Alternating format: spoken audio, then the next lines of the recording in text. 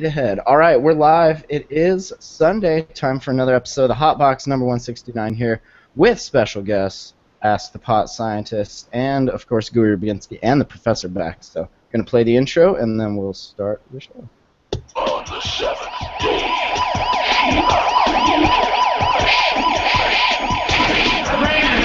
by the heathen devil weed marijuana. Go it. The terrors of tripping on pump. Be there! Scour the spaceways! Explore vast alien worlds! Tin right here contains the whole rigmarole. I used to smoke about an ounce of hash every day, go it. and it made me go a little bonkers. Maybe if I occupy his mind with more duties, I can control his space. Hey, big fat doobies. Hi, what's up, everybody? Today is Sunday, November 8th, 2015. It's episode 169 of the Hotbox, usually every week, coming to you from hotboxpodcast.com. Join us if you'd like. I'm Matt Lee. Got Professor Progressor in the house. What's going on, Professor? Good to have you back. This is a special occasion here. We actually have two cannabis scientists in the house joining us live via the magic of Hangouts. Ask the Pot Scientist. How's it going, man? It's going good. It's going good. I'm actually reporting here from Las Vegas. I am in Las Vegas right now for the Big Marijuana Conference. Later this week will be MJ Biz Daily, but right now I'm here for ArcView. ArcView, which is a investor network for investing in cannabis businesses. I have an association with them through my Cannabis Accelerator program, Canopy. You can see Canopy Boulder. Guess that's backwards. No, you're good. Canopy Boulder is associated with ArcView Investor Group, and I'm here in Las Vegas for their conference, and that's where I am. Usually I report from Colorado, but right now I'm in Nevada. That's awesome. Good to have you, man. And also Gooey Rabinski joining us for the first time ever on Hangouts. What's up, man? Dude, how are you, man? Good to have you.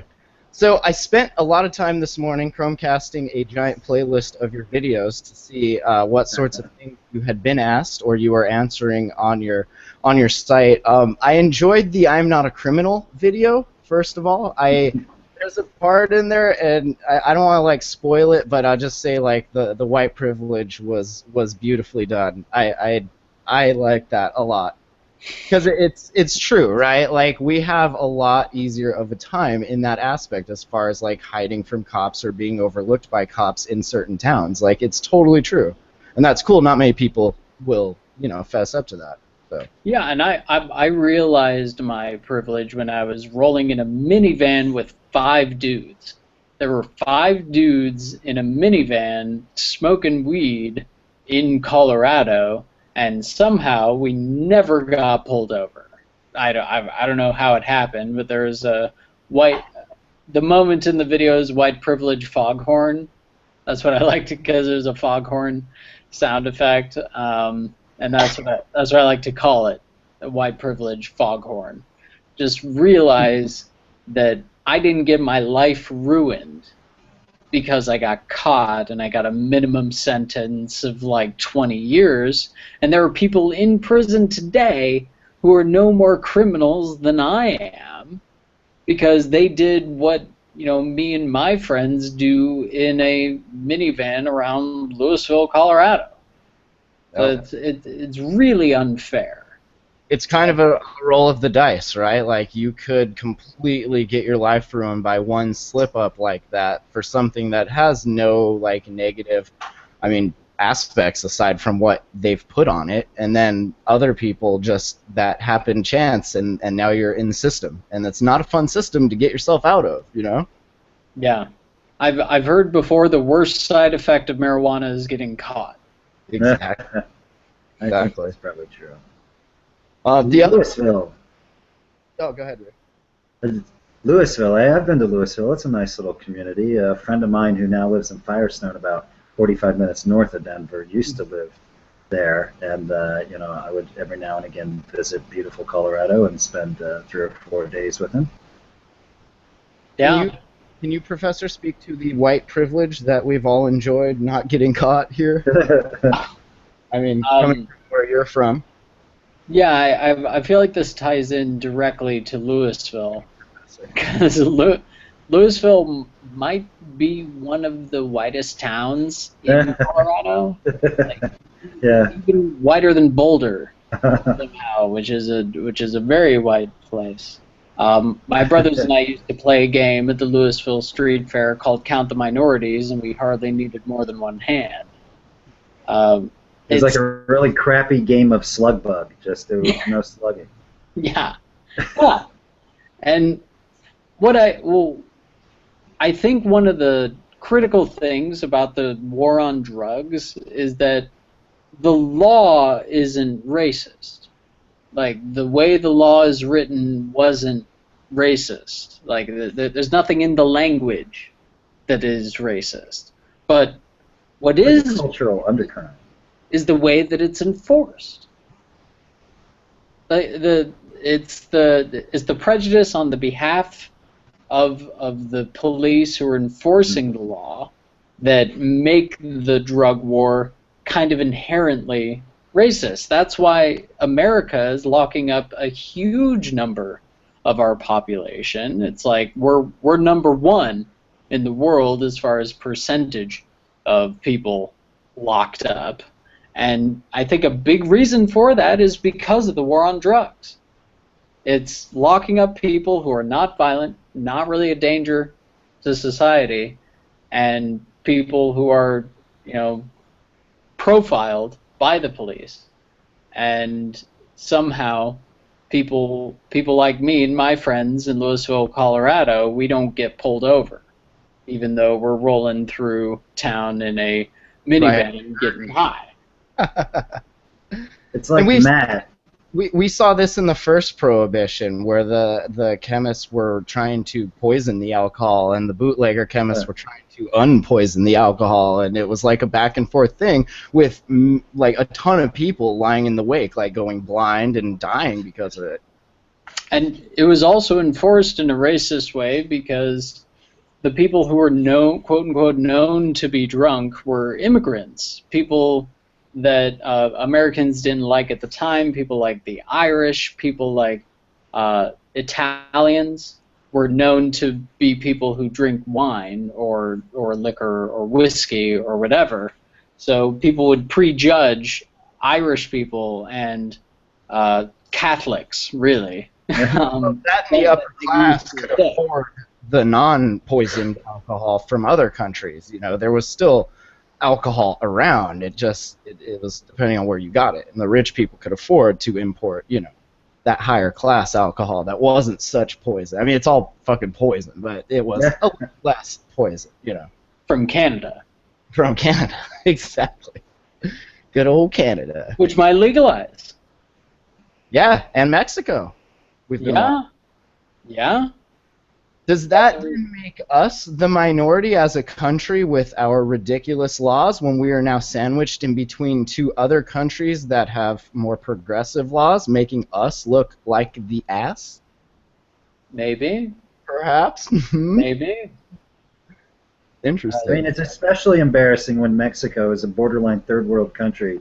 If they went with federal legalization and everything that implied, Canada legalized. I don't know. It makes sense with Canada. They were on board with federal medical a long time ago, back in '01. So for Mexico to do it, and the United States not to, and Congress to just keep dicking around with this would be very embarrassing for the United States, I think. But mostly, not so much for the United States. The people of the United States and all of the polls show that they really want. It's like the percentages are in the 80s for medical, and typically in the 50s or 60s for recreational.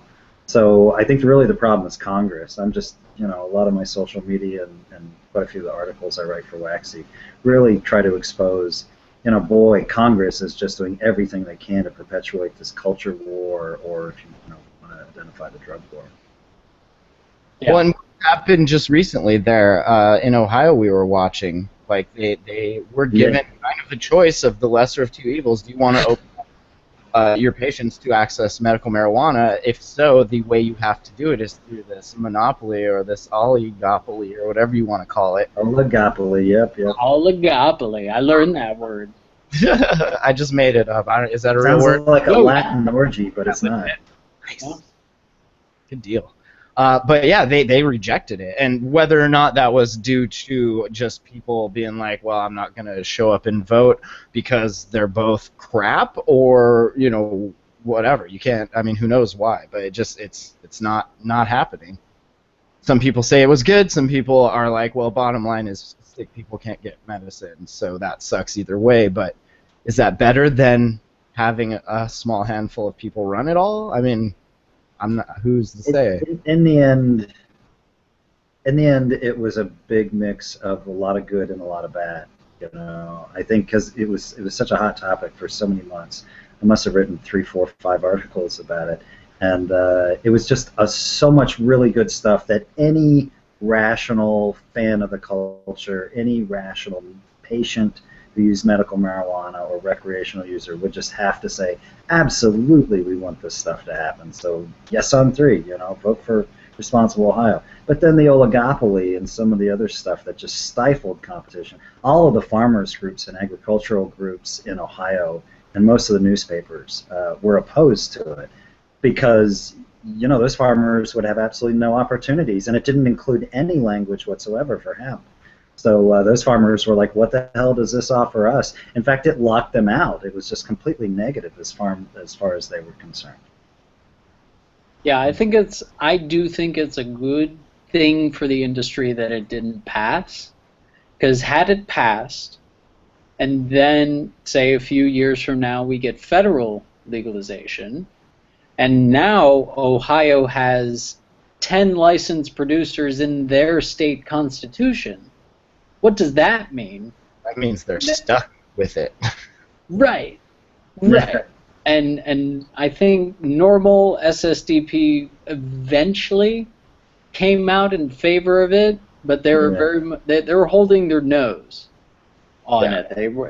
They weren't exactly for it. Well, yeah, and organizations like think Ethan Nadelman and the Drug Policy Alliance, if I remember correctly, DPA was officially neutral on it, not against, not for. And Ethan Nadelman himself put out an article, I believe it appeared CNN.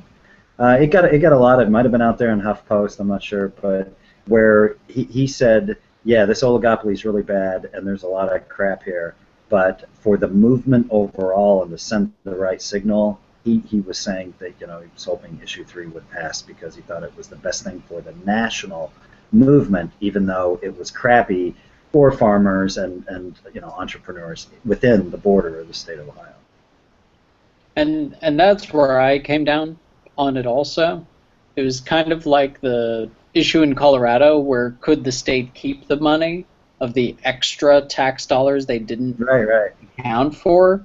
They were using it for things that I didn't exactly agree with, like teaching children about the harms of marijuana. And it was one of those things where it's like, it's not perfect. I wouldn't have laid out the budget that way, but the state can do more for schools than Coloradans could do with $8. Pretty much every Coloradan got $8. What are we going to do with that? Exactly. And this is government we're talking about, too. So what was it? It was like $66 million. Yep. This is government we're talking about. It would have cost them $22 million just to administrate the return of the funds. So, you end up getting, what, like $5.30 back or something? I mean, you can do the math a lot of different ways. But that does not sound very efficient. I'm no, not that guy, but that doesn't seem very efficient to me. And it kind of pisses you off if they're spending it on shit like DARE, or any anti-marijuana message. You'd hope it would. It doesn't have to be, rah-rah, but you'd hope it would at least be objective and science-based. That's the problem. Just none of this is science-based. Fill in some potholes, buy some school books. There you go. Maybe buy a few new computers. Call it good.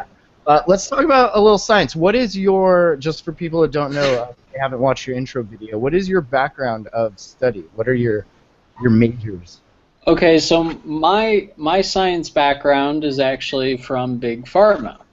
I worked as an industrial scientist for Big Pharma. What I did is I assured sterilization of surgical instruments. So I did microbiology, making sure that there was no bacteria on the mass-produced surgical instruments that were being made at my company.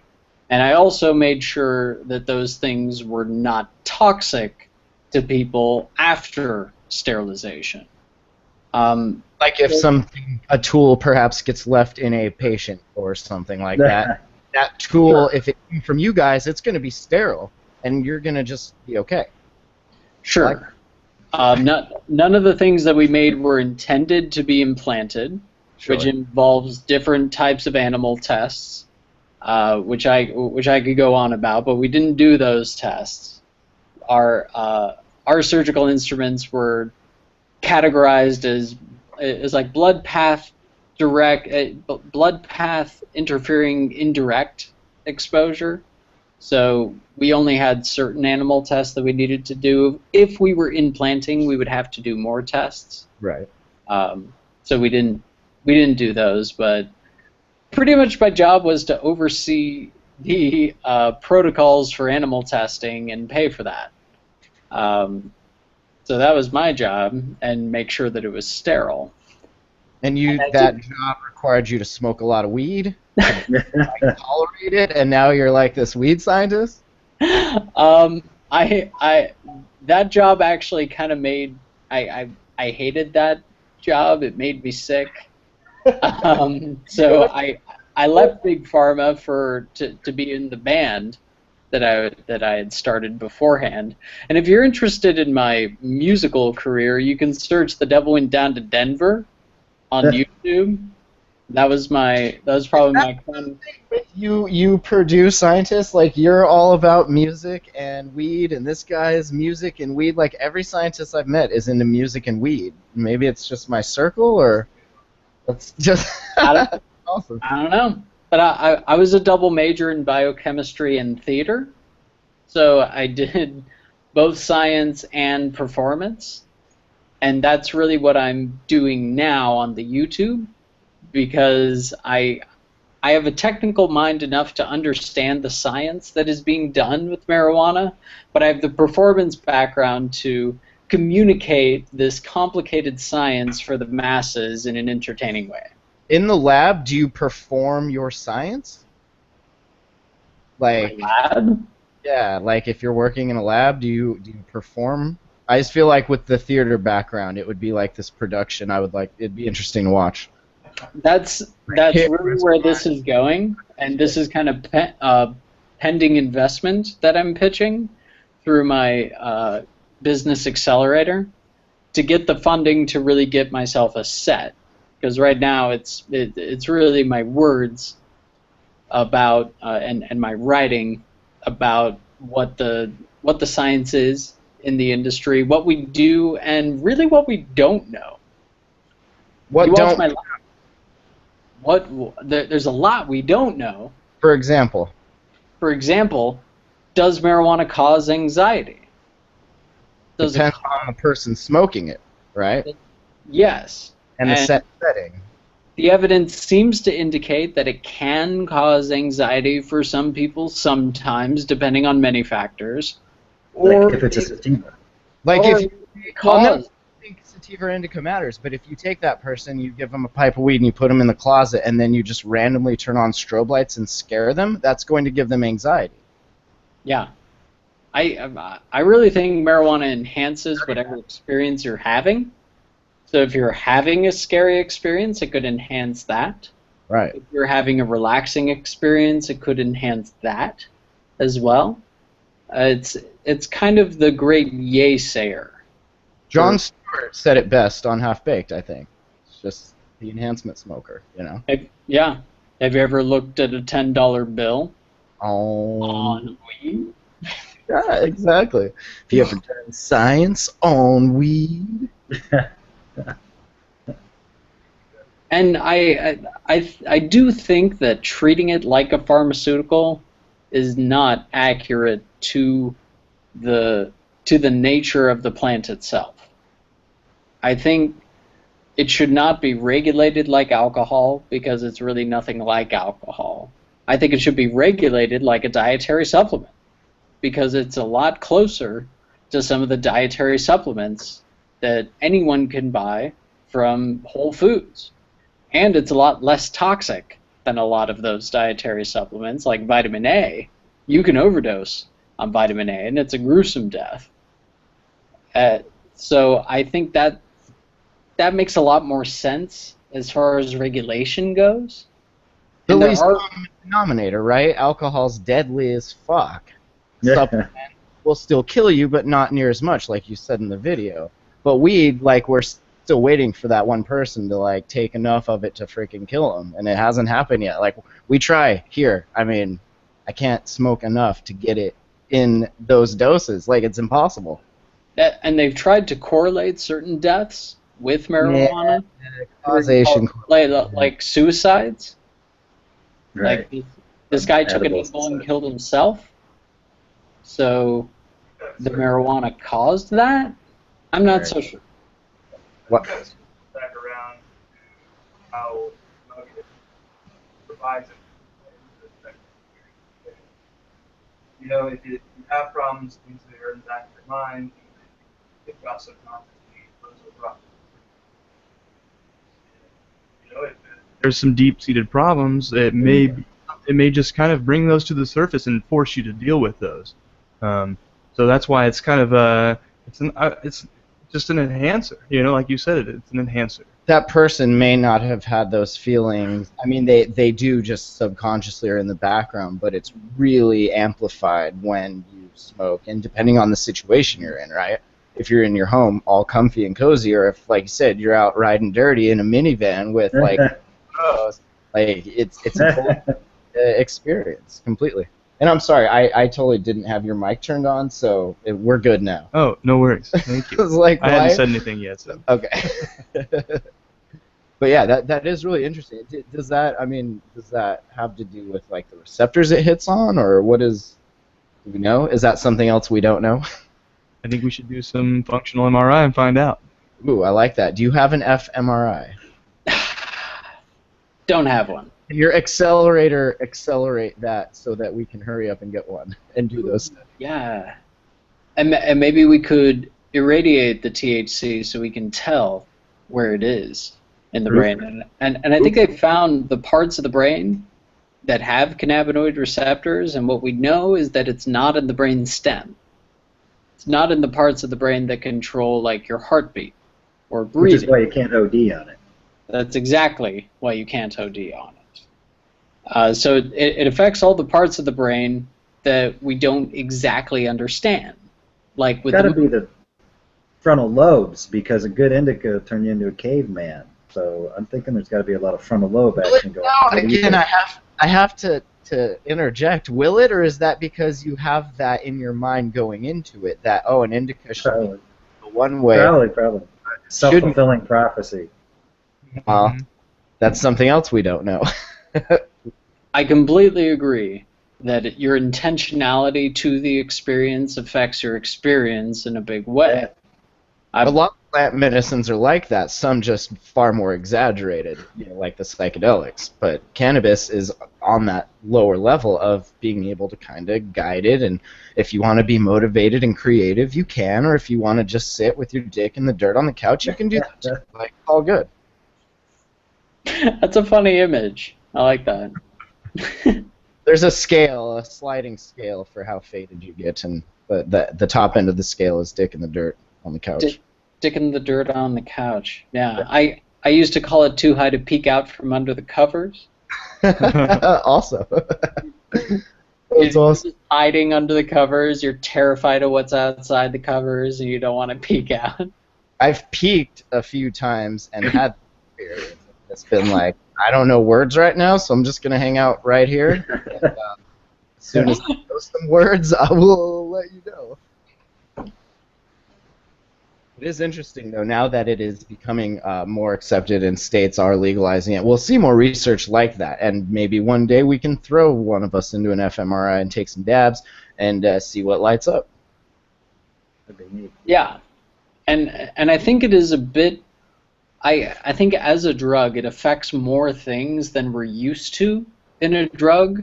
Our idea of a drug, at least according to the FDA, is that it's a single molecule that affects a single symptom.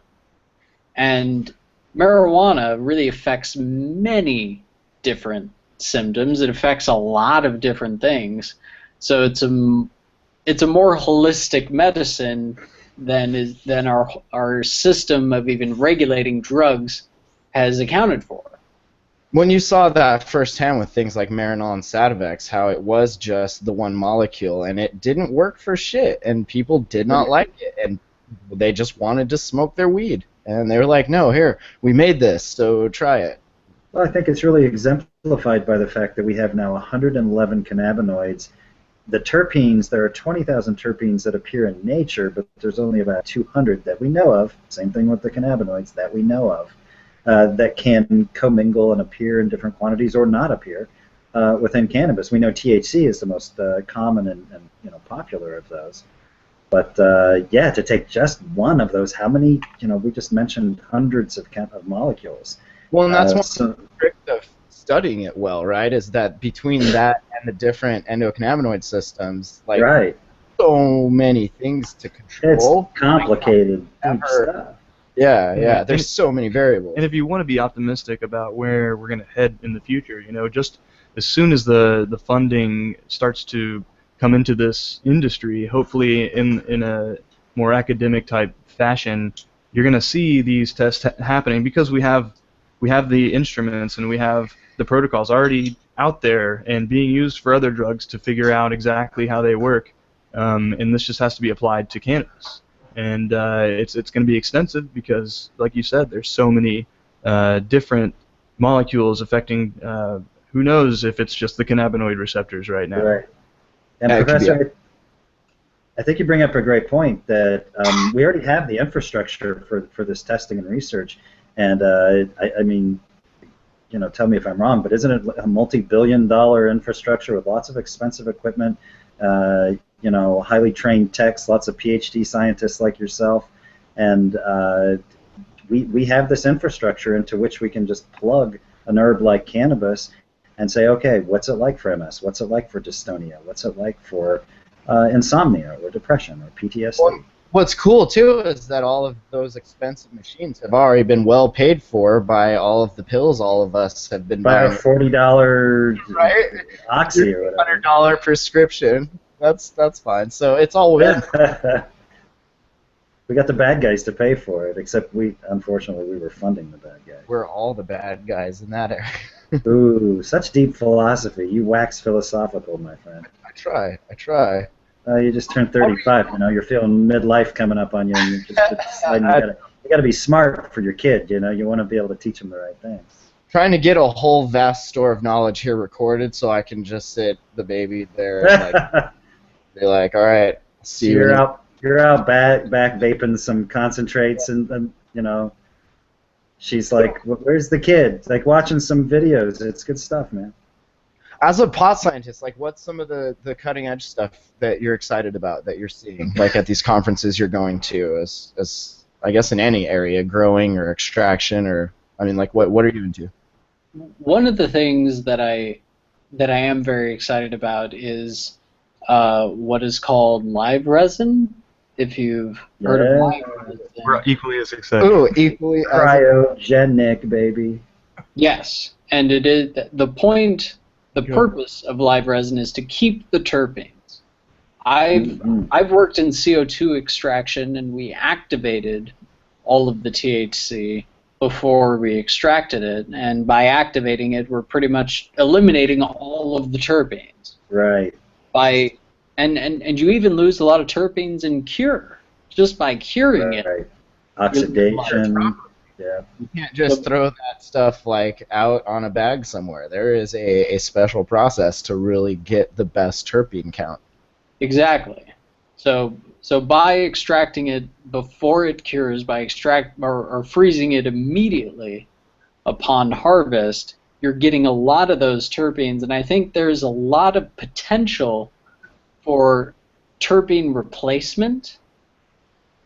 I have personally put terpenes from like lemon extract back into CO2 oil, and what I think what's exciting to me is the idea of taking specific terpenes from essential oils of different plants and creating a specific terpene profile to be added to THC, or to be added to the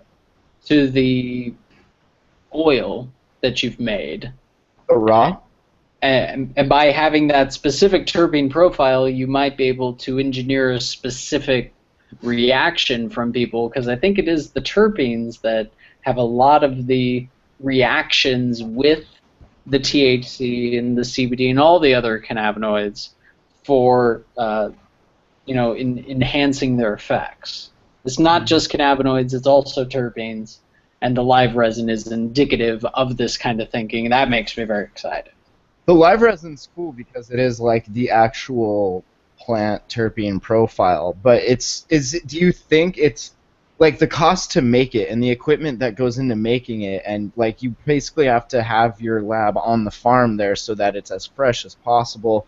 Like, it seems to be a lot to go into it. Do you find that I mean, it tastes different obviously than the infused products, but do you have a preference over one or the other, or do you? You mean using the terpenes in the plant, or replacing them with not synthetic, but a recipe of your own terpenes? Sure. Yeah. I think it's great what they're doing with the actual terpenes in the plant, and I've actually heard of some people capturing terpenes and extraction from the plant itself, and then reapplying those after extraction. That sounds cool. Love it.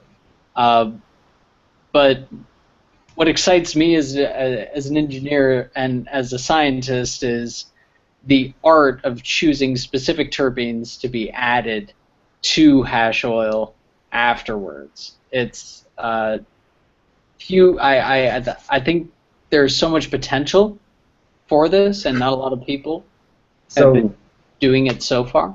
What if you coupled that with a service like 23andMe, to where you have your actual genetic markers and everything? Like, would that help you determine the best terpene cannabinoid combination, like on an individual basis, or is it not that fine-tuned? Like, are you familiar with 23andMe or the other? No, I don't know. What is it? Basically, for like $100 or $200, it might be cheaper now. This was a while ago, but they send you a kit and you spit in it or take a sample and you send it back to them, and they give you back like a whole profile of what things you might be prone to, different cancers, stuff like that, and what sort of, it's not that dialed in yet, but sort of like what kinds of medicines will work with you and won't, and things like that. But I mean, if you could tailor one to kind of look for the cannabinoid terpene interaction with individuals, like I think you could better tailor a cannabis extract, I guess, to that person. Yeah, you definitely could do that. Definitely in the future, I think, and circling back, once we get this research done, we'll be able to know all of this stuff. We'll know which combinations of terpenes work synergistically with the cannabinoids, and in what ratios they work the best, and so forth.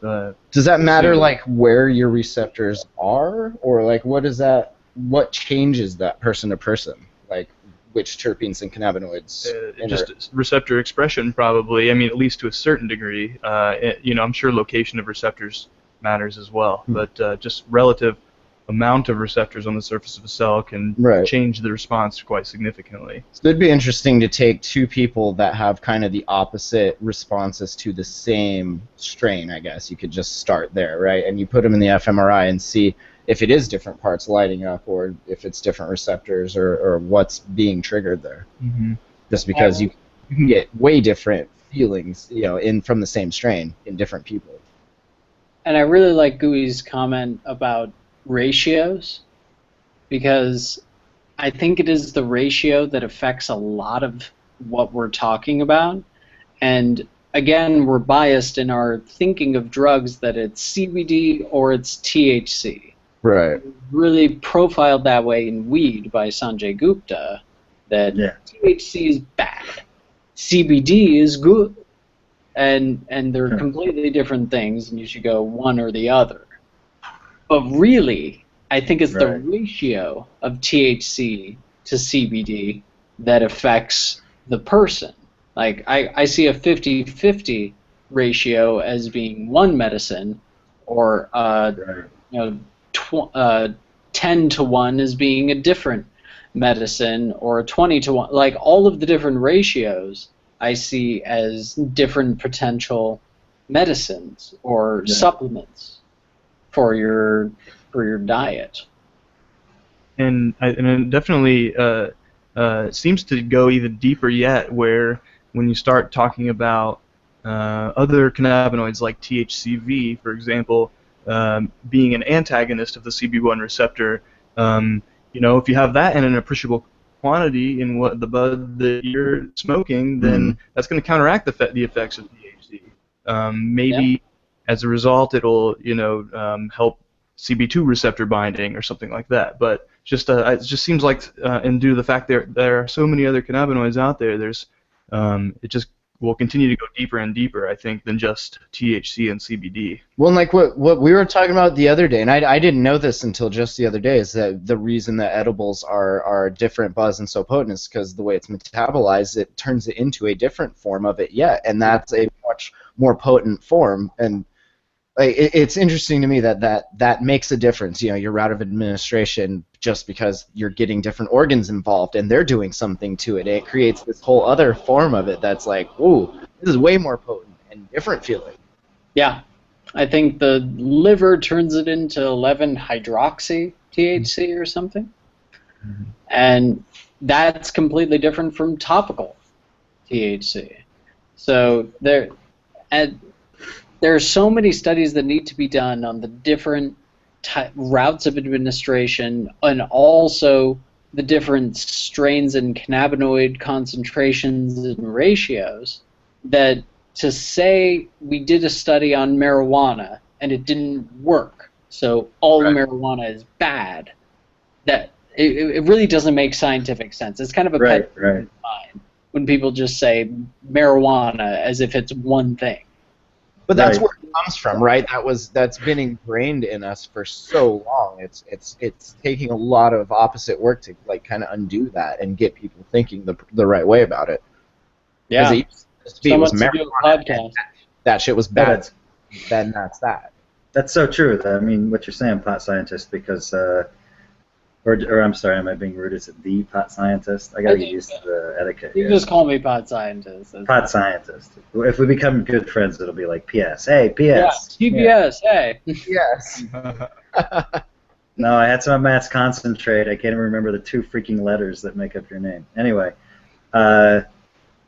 you know, I think when you talk about these ratios and everything, I've started to notice some of the major companies, kind of these burgeoning national brands like Dixie brands and such, where they have topicals and other THC/CBD combos that are that 1-to-1 ratio. And I think you bring up an excellent point about, you know, there's a big difference between a 20-to-1 and a 1-to-1, and this is, you know, boy, without this research, we're just you know, it's just too bad that these legal states like, you know, Oregon or Colorado or Washington, who really want to jump headfirst into some hardcore human trials, research and studies here, are not able to do it because of federal oversight. It's just, at what point does this research occur in the United States? Because it's like, you know, pressure is building up. There's people who want these answers, and there's patient welfare on the line. There's people suffering who don't necessarily need to suffer. If we just they've had the chance for how long now? Like the federal government had like up to 8 or 9 patients at one time. Right. That awful tin of weed every month, and they didn't study any of that. They had prime candidates there with crazy kinds of bone cancers that it was helping, and they weren't collecting the data. And if they're not doing it, they're not analyzing it, they're not acting on it. No, because it wasn't negative. If it would have been negative, you know that shit would have been out there. Like right. You're right. I mean, exactly. That's straight up politics and conspiracy theory, where they're like, no, this, or, you know, like you mentioned in a previous podcast, Irvin Rosenfeld from Florida. You know, the stockbroker dude who. Has been one of the few remaining still that get it. Exactly. He wrote that book, and you know, it's just kind of sad that they're sending him such, you know, mediocre gack. I know there's rumors of. But even that helps, you know, which is crazy. Absolutely. If the stuff with like 6% THC is helping this guy with this very severe disease get through his day. Yeah. Yeah, you know, just think if he was smoking some like 26% train rack out of Northern Cali or something. You know that's not all he's smoking. Come on. I don't know. No, I've met him. You've met him? He seems kind of straight laced in some respects. He came to Montana when we were having some committee hearings for the medical program there to speak and showed his book and everything. And yeah, he smokes good weed. I asked him. I was like, okay, good. Because it looked awful. Like he had it with him. Took it apart. It's like, dude, it's like seeds and stems and shit. That's gross. It's like I don't really smoke that much of it. Okay. It looks like they put a 2x4 through an industrial grinder. It's like, holy shit. I think they auctioned off one of the tins, like an empty tin, just because it was cool. Somebody made it into a lamp. Totally. But it's funny now that like all of the presidential people are trying to hop on that bandwagon. I mean, Bernie Sanders was probably more legit than any of them, but now there was an article about Hillary Clinton being like, well, we should ease the regulations. It's like, well, that's a nice way of putting it, I guess, but they're all going to hop on it, and then I wonder like how people are going to know which ones are evil. Because that used to be a way to tell. Right? I know people are criticizing Hillary, saying, oh, really, all you want to do is take it to Schedule 2? It's like, what do you mean all you want to do? One, that's a very significant thing, especially from a research perspective. Two, you know, Mr. Hope and Change Obama, I'm not trying to piss people off and get all controversial here, but he's in his second term, okay? He's like a lame duck president. He's in his second term, and he appoints this dumbass Chuck Rosenfeld, who doesn't know jack shit about cannabis. I mean, who calls it a joke and is getting lots and lots of media play and social media play for this. But, you know, why? So if Hillary's going to come in and make it Schedule 2, hey, that's a hell of a lot more than what Mr. Obama has done for us, so geez. It'd probably be the best thing to happen to the pharmaceutical industry, and maybe the worst thing to happen for your mom and pop dispensary, because Schedule 2 requires so much regulation and human trials that all these little guy can't afford it. That are open in Colorado right now can't afford. So is the reality of this that we need to go to Schedule 3, or just as Bernie Sanders is suggesting, totally unschedule it? Deschedule it. I think it should be descheduled and regulated like a supplement. But is that politically realistic? We've got to deal with conservatives and evangelicals and people who really hate this culture. Is it conservative to say all or nothing, and then they say screw you, and we get nothing? Because what will happen, I think, under Schedule 2 is that it'll become scientifically clear that this doesn't fit Schedule 2.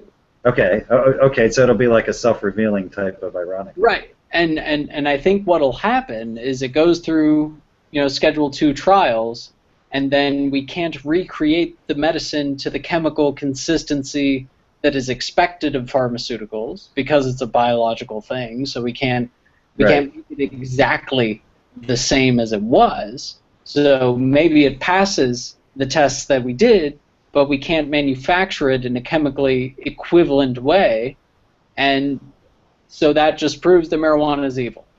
It didn't pass Schedule 2, so just... These are good points. So do you think it is an issue of, obviously Schedule 1 sucks and it's terrible, and it's the government's legal and official way of saying there is zero medical efficacy here, and in fact it is a dangerous drug that is highly addictive. That's basically what Schedule 1 says. Schedule 1 is basically like the DEA's reason to be, right? Like if there was no Schedule 1, you'd have no DEA purpose, really. Right. Especially from a funding perspective. You'd have to dissect it into its constituents and get like go specifically into CBD, which is there are tests right now under the FDA of a high CBD strain under GW Pharma in England who bred a specific strain of weed to have high CBD, and that's being tested for, I think, very, very young epilepsy, like neonatal epilepsy or something. It is given an orphan drug status for human trials, and that's happening right now. And that's been happening with the different CBD groups breeding out those properties in different strains. So you have a CBD version of the White Widow and of these other different strains. But it's all been happening like on the down low and maybe not getting the actual studying that it should be getting, all because of the whole scheduling thing. So if you just get rid of that, take all of the things that have been studied up to this point on the down low and just say, okay, you're all alive, no cancer, good, let's continue forward. You could probably bypass the whole shit show that Schedule 2 is going to be. Maybe. But that'll never happen. It's just a nice dream. And I'm hoping that some renegade research begins appearing in like Seattle and Denver and Portland.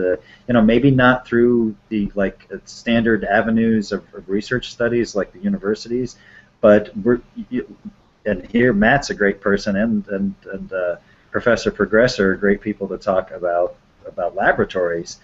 Will they become such big businesses and turn into chains and maybe small corporations where they'll have the equipment and the technical expertise in the form of human resources to go ahead and say, well, screw the federal government. We're going to go ahead and do this research. We're going to publish it. We're going to push it out on social media, and everybody's going to talk about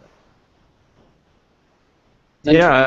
That's a very good point. I'm not entirely sure. It's just the initial startup cost, right? In order to get a lab of any sort of stature running, it's like hundreds of thousands of dollars. Yeah, think about like a small pharmaceutical company. So a lot of those will be started by university professors and things like that. So you'll see, for example, using the technology and the research that's found in the academic realm.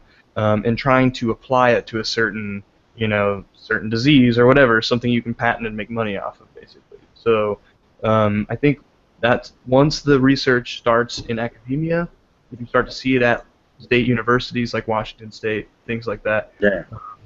And those papers start getting pushed out, then you will start to see the industry side of research follow. So we need to focus on the colleges that are in the states that have it open right now. Oregon. Right. Yeah, it's a good start at least. Yeah. For sure. And then you have to have this giant list of unknowns that we've been creating on this episode, and then just start answering them. See, we've made the list. You make the protocol, write the SOP. We'll be done by like lunchtime next week. And really what you need to have for a drug that you're going to do a human trial for, you need to define which parameters are critical to quality. Do you only care about cannabinoids, for example? Or are terpenes important? Are they not important if you're ingesting? Or are they not important if you're doing topical? Do they metabolize into other things when you digest them? Do we know? Terpenes? I've seen very little. Does anyone know? Because I haven't seen really much of any research of terpenes being ingested. Well, you're in the lab coat. I was going to ask you. I'm not. I mean, I can go eat some and then tell you, but I don't. That wouldn't be very scientific. Well, I think it's probably a long answer, and that it depends on the terpenes that you're talking about, because they are polymers and can range from a single subunit to many subunits, and depending on their physical characteristics, they may absorb through your kidneys or through your liver, for example, if they're more fatty, more oil soluble, right. And either way, they're probably going to get metabolized in some way by an enzyme that allows it to be excreted or. I wonder if it has like the same potentiation effect you see when you smoke it, and like the myrcene, for example. Like if ingesting it has the same effect, and you're like getting that super potent form of hydroxy completely potentiated into that's probably completely up to chance, Right. Yeah. And just the fact it's interesting. It's cool to speculate, and it'd be nice to definitely do this research, because we might find a lot about how these terpenes can work with the cannabinoids, and even like through ingesting, it's still getting into your bloodstream. Even if Right. it's a slightly modified version of it, it could increase the efficacy, like THC and 11-hydroxy-THC, or it could completely destroy its efficacy. Dampen it, Yeah, and then yeah. it does nothing. So these will be these are fairly straightforward experiments that we could do. Sounds like what we need is a willing guinea pig. Willing federal government first, Well, sadly.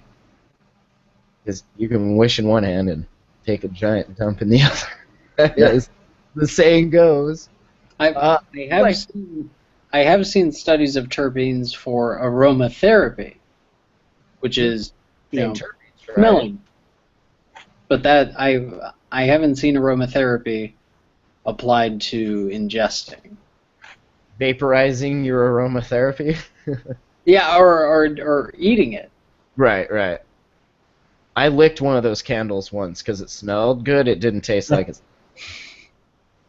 I do like some of these studies coming out talking about how painkiller deaths are dropping in states that have medical marijuana and recreational cannabis for their populations, and dropping by quite a bit. I mean, 25%. 25%. One particular study. That's a pretty decent effects side. Definitely. It's cool. Makes total sense. Yeah, right? Here, smoke this, eat less of those, stop snorting that, and you're going to live a lot longer. Healthy alternative for stress relief, pain Yeah. relief, whatever you.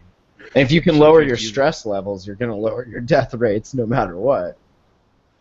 Right. Well, and it comes down to options, where we're all consumers. We can go to Burger King, we can go to McDonald's, we can go to Ruth's Chris, we can go to the other fancy steakhouse, whatever. It's you buy a Ford, you buy a Chevy. I think it really comes down to choice. And I don't know. If I'm being redundant, I apologize if I told this story before. But my brother had his gallbladder out several years ago in a prohibitionist state. Had good contacts, had good weed. When he, it's outpatient surgery, he's leaving the clinic, and they hand him a bag of 100 oxys, and they say, Ching. they say, Mr. Johnson, if you need more oxys, you just give us a call, and we'll get you all set up. They're just just oozing with friendly oxy pills. And he took them home, and again, having good weed in his home. He didn't want his, he had young kids at the time. He didn't want them getting their hands on them. He tried one just to try it, just to know what it was like. He flushed the other 99. I don't think this is what most people would do, No. and I think part of the reason that he did that was because he had good herb in the house. Yeah. It is crazy how, and I mean, that's exactly what they're comparing it to as far as pharmaceutical opiate overdoses, saying that it's tripled since 1991. Every day, 46 people die of such these overdoses in the U.S.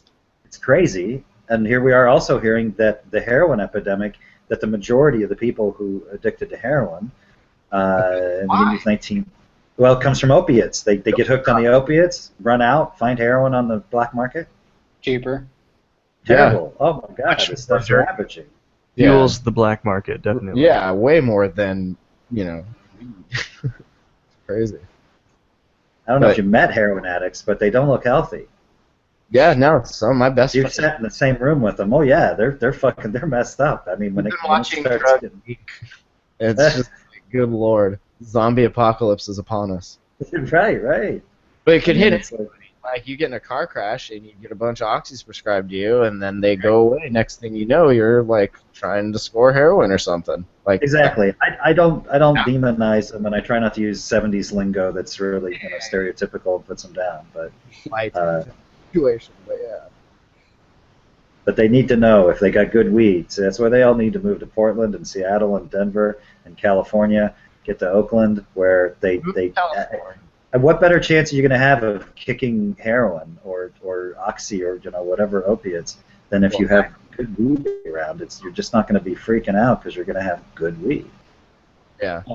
And I think a huge potential for marijuana is the fact that it can be a replacement for other things. It Right. can replace the OxyContin. It can replace Vicodin. It might even be able to replace tobacco or alcohol or whatever you want. People want drugs. People want them. And that's not going to change. And they're going to get them. And the question is how healthy are the ones that they're going to get? And I think marijuana is like it's such a healthier alternative than all of the other vices that we have. That if we can replace these other vices we're currently indulging in with marijuana, I think it'd be better for society. Well, I mean, your theory of replacing tobacco is quite frankly right on target. There was a point in the past where I was a light cigarette smoker, maybe like between 4 and 6 a day, maybe. But anyway, I was just like, whoa, this is getting out of hand. This is bad. This is nasty. And when I quit, I had cannabis on hand, and I damn well made sure that I had some on hand because I wanted the transition into abstinence from tobacco to be as painless as possible. And during that critical period of the first 72 hours, or just when it's really supposed to hurt for the first few days, I almost forgot that I quit because again I had mid-grade cannabis about. And as soon as it becomes not ridiculously taxed here, and it's the same price as buying a bag of tobacco, then hell yeah, I'll just start smoking all that. Oh yeah, who would want no matter how fine a cigarette? I had an Indian cigarette once that some coworkers from India, like from Bangladesh, shared with me, and this was the most amazingly smooth tobacco cigarette I have ever in my freaking life even imagined. This was just like an incredible cigarette, the way it was cured or something. It was so smooth. It was amazing. Okay, so as amazing as this cigarette was, if for, like you're saying, with the taxes and everything, if for roughly the same money, I can get a spliff of even low grade, even 7-8% THC. Yeah, who the hell would choose the tobacco? Who would choose the tobacco? Tell me. I just mix them. It's nice that way. But yeah, it gets expensive if that's all you smoke for sure. Oh, do you do the mixture like the hip hop artist Blunt thing where they do a tobacco herb mix? Are they rapping about that now? I thought that was called a spliff. Yeah. Totally. I thought the spliff was what folks in the UK called a joint. No. I've heard that. No, in the UK it's tobacco, I think, because there's no weed there apparently. No, I don't know. I haven't. What were you gonna say? I came across an article that was just published, let's see, like a month ago or so in the Frontiers of Cellular Neuroscience. You had me at neuroscience. And I'm just going to read the title. It's really cool. Pharmacological activation of CB2 receptors counteracts the deleterious effects of ethanol on cell proliferation in the main neurogenic zones of the adult rat brain. So you get a bunch of rats drunk, and then you give them weed? Essentially, yeah. I mean, and it winterizes these rats? Are they winterizing rats? Yeah. It will spin the bottle with the rats. Yeah, it'll essentially allow these neurons to be repaired that are damaged from alcohol abuse. That's interesting. I mean, that's something that's really promising. Just kind of going along. It'd be interesting if that's kind of like the effect that ibogaine has on addicts' brains, how it kind of repairs stuff, both plant medicines. Yeah. In conjunction with each other. I'm gonna have to interrupt right now. It is 7 o'clock, and I have to get to an event here in Las Vegas for the ArcView investors. So unfortunately, I have to sign off. But this was great. I think we should do it again. And it was great to meet you, Matt, and good to see part of your face, Gooey. Mm-hmm. It remains a mystery. Who is Gooey Rabinski? I don't know. You can find him on Waxy and find this guy at AskThePotScientist.com. We'll put links to the YouTube, Instagram, Twitter, Facebook, all that fun stuff in the show notes on HotBoxPodcast.com. Thank you. But yeah, it was awesome having you, man. We'll do this again. Times. We'll get some questions for you, and we'll see if we can stump you. Excellent. I love getting stumped. I love when I get a question that I don't know the answer. Good. All right. Well, good night, all. Have fun, dude. Good night. Ask the Pot Scientist. Hey, good find, Gooey. Gooey lately, I should mention, he's been like, hey, you should have this person on. You should have this person on. All stuff like I just don't have time to do in between work and that. And like he's just like, oh, here. I'm like, all right, dude. And he brought him. So that was awesome, man. That was a good conversation. Well, no, he's excellent. He'd be a great return guest. He's one of those people who's eager and driven and intelligent and motivated, and they want to be on the show, and they want to educate people. I think we were talking earlier about Becca Williams, the NPR veteran who does the video series Marijuana Straight Talk. I think there's a lot of really interesting kind of personalities out there. They aren't of the stature of, say, Tommy Chong or some national or international celebrity of the culture. Because those people won't come on our show. So you know what? There you go. But they're not Joe Rogan. They're not Tommy Chong. They're not Doug Benson. But there's people who are just very, very knowledgeable. We're gonna get Doug Benson. That's one of my goals. We're gonna get Doug Benson. I feel like he's one of the more accessible ones. We'll make it happen. You might have to lure him with like a really large cola right after a show. I'll fish him with a giant Dragon Ball if I have to. Apparently, if you go to one of his shows, he's pretty open about saying he smokes up in the alley, like out back of the show. He does shows sometimes, so I think we can get him. We'll lure him with terpene blends. Yeah, his 420 show actually starts at like 4:40 because he gets started at 4:20. That's right, and Stoner Time, 20 minutes to set up. That's hilarious. Hotbox, when we say 7 or 6 p.m. Pacific time, we actually mean like 6:10 to 6:20. So, all right, you're pretty tight with your time. You're pretty good about it. Yeah, we try. Gooey's got some articles over on Waxy, so check that stuff out. I got some new reviews out on stuffstonerslike.com. Good stuff. You have anything you want to mention? You got some music up you want to direct people to or anything like that? You can check out my SoundCloud, Professor Progressor. Nice. I'll find it and put a link to it in the show notes so you can just look at it. So, all right. Well, thanks for listening, and we'll catch you guys next episode. Thanks, man. Thanks for having me.